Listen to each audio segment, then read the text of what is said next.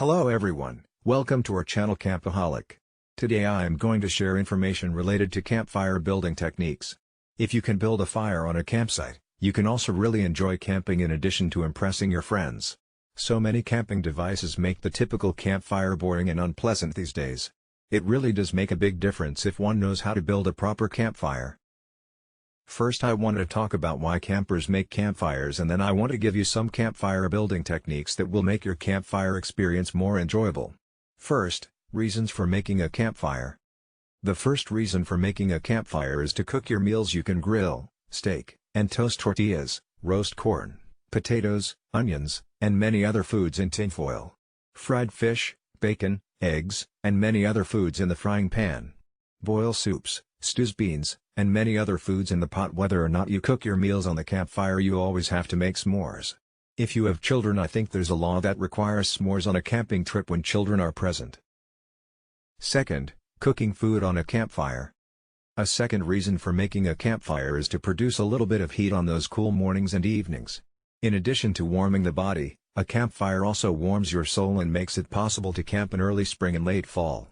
A campfire also provides light for your campsite, especially on those early spring late fall evenings when the sun sets around 5 or 6 o'clock.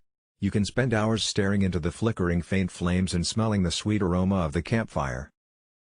Third, avoid injuries during building campfire. Now let me share a few tips that will make your campfire experience more enjoyable. First of all, recognize that campfires can be dangerous and remind others at your party of this fact.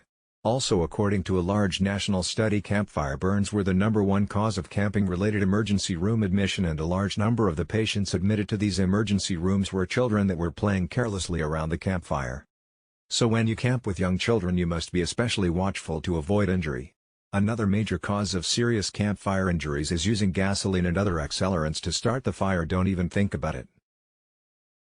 Fourth, firewoods for campfire. My other tip is to find good firewood that splits easily and burns hot.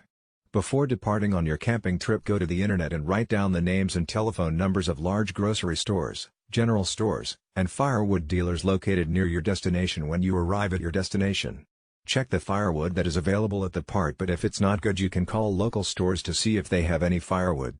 Hopefully, you'll be able to find some good firewood in the area. Fifth, best way to build a campfire. After finding the firewood, you'll have to split firewood to make stove wood. Typically each piece is about 4 to 6 inches in diameter and around 15 to 20 inches long. For cooking fires, you'll have to split each piece many times until each piece is about the size of a large pencil. When the pieces are large, you may need a splitting wedge, but as they get smaller, you can use a side splitting technique. Eventually, each large piece of firewood will be reduced down to about 20 small pieces of stove wood. Store stove wood in a small bin so that you can easily move it from the car to the cooking area as needed. Sixth, technique of cooking on a campfire. If you plan to do some cooking, you'll have to let the fire burn down and then use some technique for maintaining a low level of heat for a prolonged period of time. The early method for controlling the heat was to set up a crossbar with hangers of varying lengths. When the fire was hot, use a short hanger, and when the fire was cooler, use a longer hanger. A few recent books have recommended the keyhole method, in which the main campfire is built out in the larger part of the fire ring and then embers are moved under the grate as needed. But the heat of the fire can make this very difficult to do sometimes. I recommend maintaining the heat of your fire by using just a few small pieces of firewood at a time. So if you don't have other plans for the evening, throw a couple of logs on the campfire, sit back and enjoy smelling its distinctive aroma, listening to its faint sounds, feeling its comforting warmth, and watching its dancing flames for many hours. Happy campfire!